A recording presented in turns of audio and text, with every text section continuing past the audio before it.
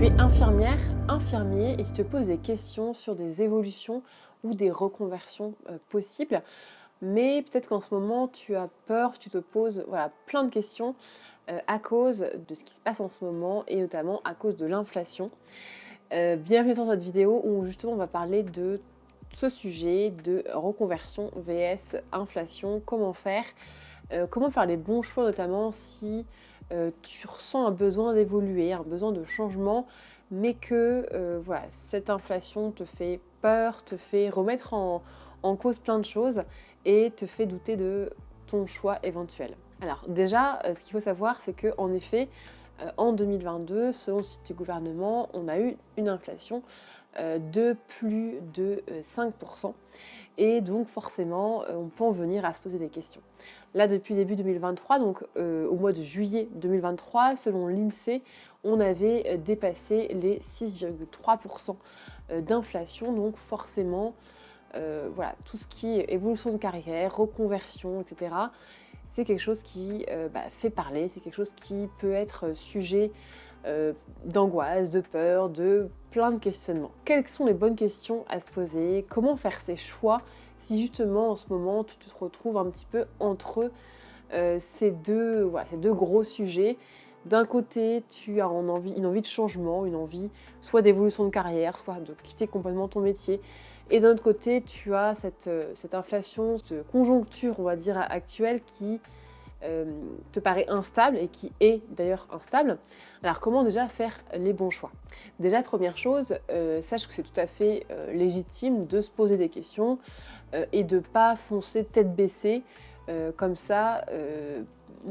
Dans la conjoncture actuelle, c'est tout à fait légitime de ta part de te poser des questions, de poser les choses à plat, de regarder également ce qui se passe. Donc déjà, moi, je t'encourage en tout cas à questionner les choses et je t'encourage également à suivre ce qui se passe sans non plus trop tomber dans le côté anxiogène, parce que c'est vrai qu'à force de trop suivre l'actualité, on peut aussi tomber dans le mauvais penchant, évidemment.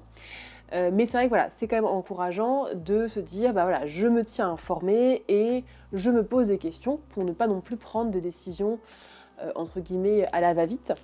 Donc moi vraiment, je t'encourage déjà à te questionner, mais il faut se demander en fait, dans la balance, qu'est-ce qu'il y a? Parce qu'évidemment, chaque situation est unique, chaque cas est unique, donc il y a plusieurs choses dont tu vas devoir tenir compte. Déjà, il y a d'un côté ton épanouissement au travail, qui est quelque chose d'important.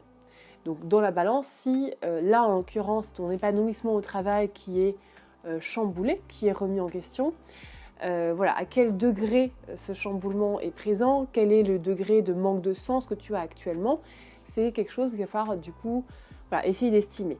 D'un autre côté, il y a aussi le côté santé, parce que parfois, si tu es infirmière, infirmier dans un service de soins, en libéral, peu importe, peut-être que tu as tout simplement des problèmes de santé, que ce soit physique, donc par exemple des tendinites chroniques, des douleurs musculaires, des douleurs chroniques on va dire, ou même un épuisement professionnel, donc on va dire un peu plus psychique entre guillemets, un épuisement, un burn-out comme on l'appelle. Donc faire le point sur où est-ce que j'en suis et essayer de trouver le juste équilibre entre ma situation qui peut-être ne convient plus et justement les solutions que je vais pouvoir y apporter. Donc là-dedans, il va falloir se poser la question, quelles sont les solutions qui s'offrent à moi? Quand on pense à une évolution de carrière, au début on est un petit peu perdu, on commence à faire des recherches et puis plus on fait des recherches et plus on se rend compte qu'il y a soit plein de solutions, plein d'idées, plein de choses qui se font, soit on a peu d'idées et dans ces cas-là on se retrouve un peu bloqué. Donc là à ce moment-là, on peut se poser la question, mince, j'ai trop d'idées ou mince, j'ai pas assez d'idées, comment est-ce que je vais pouvoir m'y prendre? Donc là, ce que je te recommande, c'est de te poser la question, où est-ce que j'en suis et qu'est-ce qu'il va me falloir actuellement? Est-ce que par exemple, je suis dans une situation où je suis épuisée physiquement, ou physiquement je ne peux plus continuer mon métier, et dans ces cas-là, il va falloir trouver un service, une structure, une évolution de carrière ou une reconversion qui sera adaptée à cette problématique-là. Et l'autre question à se poser, c'est par rapport en effet à l'équilibre bénéfice-risque, comme on connaît dans la santé, l'équilibre, ça ne me convient plus ma situation, mais je ne peux pas non plus tout plaquer et faire comme si de rien n'était. qu'est-ce qui va me correspondre là actuellement. Donc en fait finalement, tenir compte de ma situation personnelle, mais tenir compte aussi de la situation, on va dire, sociétale, globale. Là, il y a aussi une histoire de timing. Est-ce que mon timing est serré? C'est-à-dire que là, je suis en arrêt, il faut que je retrouve un boulot, ou alors je suis vraiment trop épuisée, il faut absolument que je change de métier parce que là, je ne tiens plus.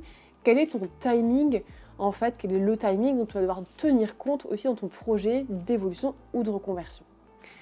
Par rapport à ça, ce dont il faut tenir compte aussi, et ce que j'encourage vraiment au travers de tous mes contenus, que ce soit des vidéos, sur le blog ou même dans les programmes d'accompagnement pour ceux qu'on accompagne, c'est de toujours chercher à vouloir d'abord évoluer au sein de notre métier infirmière, de partir de notre diplôme d'État, donc c'est-à-dire des 3 ans d'études que nous avons, de cette équivalence licence, de ton expérience également que tu as, donc toute cette base solide, de partir de ça et te demander, en partant de ça, comment je vais pouvoir faire valoir ce diplôme ou cette expérience pour trouver autre chose.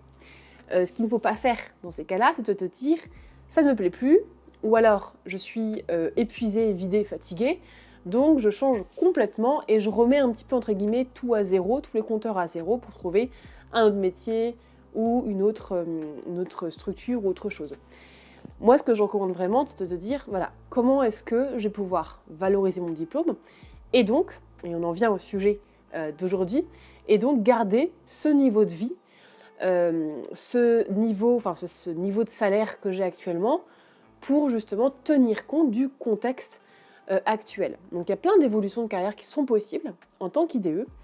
Là, il ne faut pas que tu hésites à regarder sur tous les contenus que je propose parce que voilà, le sujet, c'est pas de tous les réaborder ici, tellement il y en a, mais de comprendre en fait que si tu te poses la question d'une évolution mais que tu as peur parce que tu te dis ça ne me plaît pas mais du coup je vais jamais trouver un niveau de vie, et bien si, parfois tu peux trouver des situations qui sont tout aussi confortables niveau salaire, niveau rémunération. Donc ce que je t'encourage à faire finalement, c'est de tenir compte de ta situation, te dire que ta santé, elle a aussi un prix, parce que parfois le choix c'est aussi de se dire je vais peut-être perdre un petit peu en salaire, mais d'un côté, si je continue comme ça, je vais finir par être en arrêt longue maladie ou à vraiment casser la corde. Donc tenir compte aussi de ce juste équilibre en fait qu'il faut trouver, mais savoir aussi qu'il existe d'autres façons d'être infirmière et garder en tête comment est-ce que je peux optimiser de manière, on va dire, écologique, économique, en fait, toute cette énergie que j'ai mis dans mon diplôme, mon expérience, pour justement trouver un poste, voilà, une structure ou un poste où j'aurai une équivalence plus ou moins en salaire, mais en tenant compte, comme j'ai dit, de ce côté, voilà, dans la balance, il y a aussi ma santé psychique ou mentale dont il faut falloir tenir compte. J'espère que ça aura pu t'aider un petit peu à voilà, éclaircir un peu ce flou de questionnement par lequel tu passes. Dis-moi en commentaire comment tu te situes par rapport à ça, si ça te fait peur, cette inflation qui grimpe de manière assez rapide, comment tu te situes par rapport à ça et quelles sont les questions que tu te poses actuellement. Comme ça, on continuera l'échange ensemble dans les commentaires de cette vidéo.